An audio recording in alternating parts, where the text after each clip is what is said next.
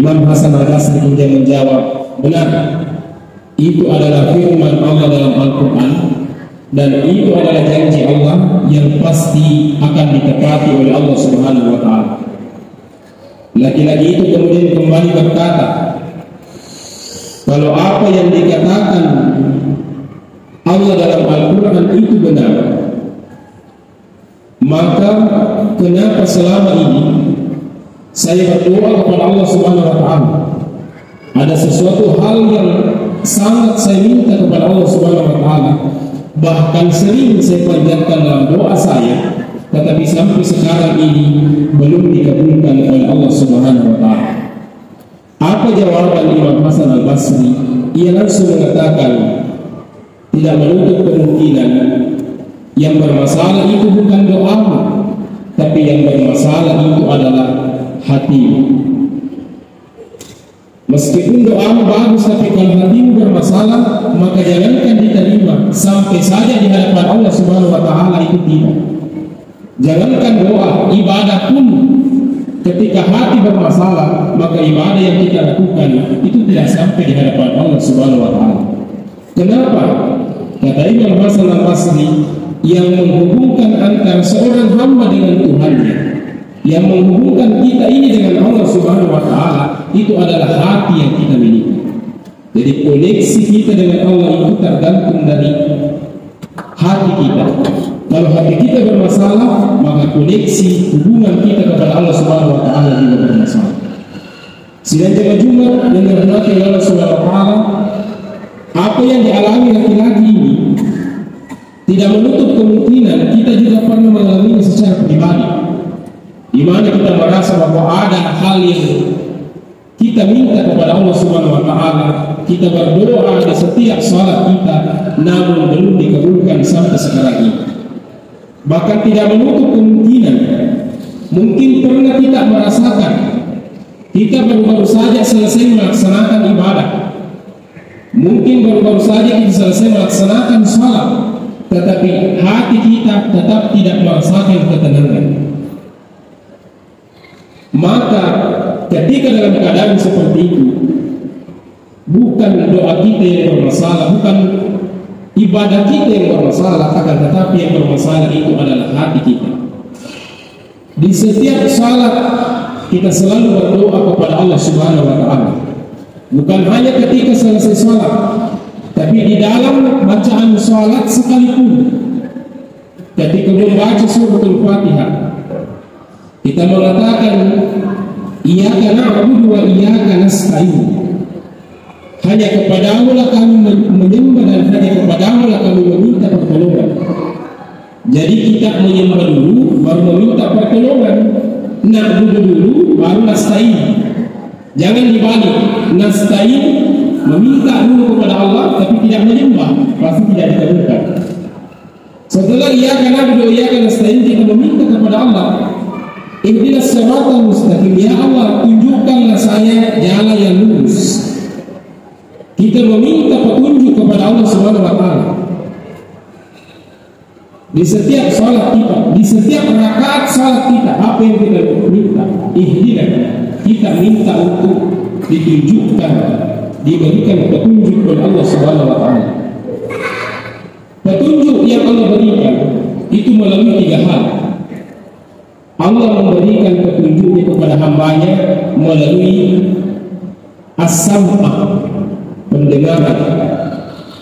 Ada pula petunjuk Allah yang diberikan melalui al-absar, melalui penglihatan. Tetapi ada pula petunjuk Allah yang Allah berikan melalui al-afidah, melalui hati kita. Dan petunjuk melalui hati itulah yang kemudian disebut dengan hidayah. Petunjuk melalui hati ini kita tidak bisa dapatkan kalau hati kita bermasalah. Selain jemaah yang dirahmati oleh Allah Subhanahu wa Ta'ala, lalu kemudian apa yang menyebabkan hati manusia menjadi bermasalah, menjadi gelap, bahkan mati hati? Dalam kitab Masailul Ibad, di situ dijelaskan bahwa Abdullah bin Mas'ud radhiyallahu anhu pernah berkata,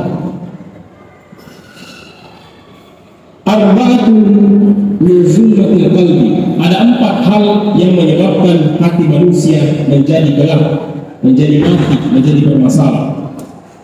Yang pertama, ia mengatakan batnun syab'anu min ghairi mubala, perut yang terlalu kenyang tanpa ada ukuran. Jadi itu penyebab yang pertama hati manusia menjadi gelap. Batnun syab'anu min ghairi mubala, perut yang terlalu kenyang tanpa ada ukuran, itu dimaknai minimal ada 2 hal. Ada 2 makna. Yang pertama, maknanya berdasarkan ilmu kedokteran mengatakan bahwa segala penyakit yang diderita oleh manusia itu bersumber dari apa yang ia makan, bersumber dari perutnya. Nah, ketika kita sakit, tentu cara kita beribadah, cara kita melaksanakan ketaatan kepada Allah Subhanahu wa taala berbeda ketika kita masih sehat walafiat. Kemudian makna yang kedua, batnu syab'anu min ghairi mubala, itu dimaknai bahwa apa yang kita masukkan ke dalam perut kita itu harus kita jamin 100% bersih. Tidak boleh ada unsur keharaman di dalamnya. Apa yang kita makan selama ini, apa yang kita konsumsi selama ini, begitu pula apa yang telah kita berikan kepada anak dan istri kita, itu kita harus jamin kehalalannya, halalan dan thayyiban. Karena kapan ada unsur haram yang masuk dalam tubuh kita, meskipun itu sedikit, maka itulah yang menyebabkan hati kita bermasalah, dan itulah yang menyebabkan doa dan ibadah kita ditolak oleh Allah Subhanahu wa taala. Dalam satu riwayat, seorang sufi dan juga seorang ulama bernama Ibrahim bin Adham, pada suatu ketika ia membeli kurma, yang mana takaran menjual kurma itu menggunakan takaran timbangan, dibeli per kilo. Ia membeli kurma 1 kilo. Kemudian pada saat membeli kurma, Ibrahim bin Adham menemukan ada 1 biji kurma yang tergeletak di dekat timbangan.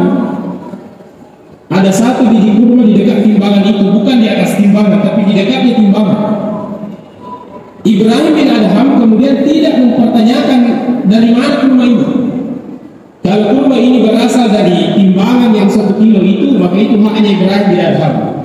Tapi kalau 1 biji kurma ini tidak pernah naik ke timbangan, maka itu haknya penjual, bukan haknya pembeli. Ibrahim bin Adham tidak mempermasalahkan itu. Ia langsung memasukkannya ke dalam kantong yang ditempati kurma yang dia beli itu. Setelah itu kemudian dia makan kurma itu tanpa bisa membedakan yang mana kurma yang dibeli, yang mana kurma yang diambil tadi yang 1 biji itu. Dia makan. Setelah itu ia melaksanakan salat. Setelah melaksanakan salat, ia berdoa kepada Allah Subhanahu wa taala. Pada saat Ibrahim bin Adham berdoa, ia disaksikan oleh 2 malaikat. Malaikat yang pertama mengatakan, lihat Ibrahim bin Adham, ia berdoa, doanya pasti dikabulkan oleh Allah Subhanahu wa taala. Malaikat yang kedua mengatakan, tidak lagi dikabulkan. Malaikat pertama kembali mengatakan dia itu orang saleh. Malaikat kedua mengatakan memang dia orang saleh, tapi kali ini doanya tidak lagi dikabulkan. Kenapa? Baru saja ia memakan sesuatu yang bukan haknya, sesuatu yang haram ia masukkan ke dalam perutnya, meskipun itu hanya 1 biji kurma. 1 biji kurma dimakan menyebabkan ditolak doanya, ditolak ibadahnya oleh Allah. Lebih-lebih kalau semua yang kita makan itu adalah makanan yang tidak jelas sumbernya, apakah halal atau mungkin haram. Sidang jemaah Jumat itu rahmati Allah Subhanahu wa taala. Kemudian yang kedua, Abdullah Ibnu Mas'ud radhiyallahu anhu mengatakan, penyebab hati manusia menjadi gelap adalah wasuhbatu zalimin. Hatinya bermasalah karena ia selalu bersahabat bersama dengan orang-orang yang zalim. Kesehariannya selalu bersama dengan orang-orang yang zalim. Mungkin niatnya baik, bahwa siapa tahu saya bisa mempengaruhinya sehingga dia meninggalkan kezaliman itu lalu kemudian menjadi orang saleh. Itu kalau kita berhasil mempengaruhi. Tapi kalau sebaliknya yang terjadi, justru dia yang mempengaruhi kita menuju kepada kezaliman. Sifat dan karakter seseorang, salah satu penentunya adalah kepada siapa ia bersahabat, kepada siapa ia bergaul. Kalau kita bergaul dengan orang yang saleh, minimal itu akan mengantarkan kita kepada sifat cinta kepada amal saleh, cinta kepada kebaikan. Tetapi sebaliknya, kalau kita bergaul dengan orang-orang saleh, orang yang menganggap mudah yang namanya maksiat, maka itu akan mempengaruhi karakter kita. Karakter apa? Kita dengan mudah melakukan dosa dan menganggap remeh dosa-dosa yang telah kita lakukan. Selain jemaah yang dirahmati oleh Allah Subhanahu wa taala, kemudian yang ketiga, penyebab hati manusia menjadi gelap, yakni wanisyanu dzunubul madi, melupakan dosa yang pernah kita lakukan sebelumnya. Rasulullah sallallahu alaihi wasallam mengatakan dalam hadisnya, ketika seseorang melakukan dosa maka ia diberikan satu noda hitam pada hatinya. Kalau dia melakukannya lagi, ditambah lagi noda hitam itu. Kalau dia melakukannya berkali-kali, bahkan sudah menjadi kebiasaan dan menjadi hobi dosa itu, maka seluruh hatinya menjadi gelap, tertutup oleh noda-noda hitam yang ditimbulkan akibat dosa yang diperbuat itu, sehingga matilah hatinya, dan ketika mati hatinya putuslah hubungannya dengan Allah Subhanahu wa taala. Dosa yang kita lakukan, yang dilakukan seorang hamba itu manusiawi. Ada sifat Allah yang namanya Al-Ghaffar dalam Asmaul Husna. Al-Ghaffar, Maha Pengampun. Sifat Maha Pengampun itu tidak akan ada kalau tidak ada dosa yang dilakukan oleh makhluk ciptaan Allah Subhanahu wa taala.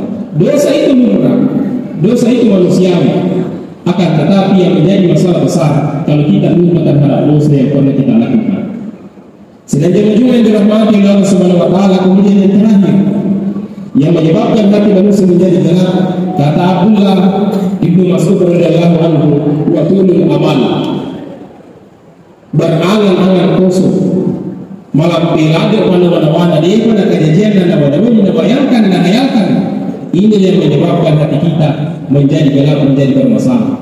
Karena seseorang yang terlalu tinggi hayalannya, yang berangan-angan kosong, itu akan mengantarkan dirinya kepada sikap hubur dunia, terlalu cinta kepada dunia dan melupakan akhirat. Itulah sebabnya Rasulullah mengatakan dalam hadisnya, ada dua hal yang saya takutkan kepada umatku nantinya ketika saya sudah meninggalkannya. Yang pertama, saya takut umatku terlalu menuruti hawa nafsunya, yang mana akhirnya adalah kebinasaan. Yang kedua, saya takut umatku nanti terlalu panjang hayalannya, terlalu tinggi hayalannya, yang akan menghantarkan dirinya kepada sikap hubur dunia. Sudah juga yang dirahmati oleh Allah Subhanahu wa taala, sebagai kesimpulan, mari kita jaga hati kita dari keempat hal ini, dari keempat hal yang dapat menyebabkan rusaknya hati kita. Karena rusaknya hati kita menyebabkan rusaknya hubungan kita kepada Allah Subhanahu wa taala. Putusnya hubungan kita kepada Allah Subhanahu wa taala. Kita beribadah tapi tidak sampai, lebih-lebih kita berdoa tidak sampai di hadapan Allah Subhanahu wa taala. Inilah yang saya sampaikan, mudah-mudahan ada manfaatnya. Barakallahu li wa lakum fil Qur'anil azim wa nafa'ni wa iyyakum bima fihi minal ayati wa zikril hakim wa taqabbal minni wa minkum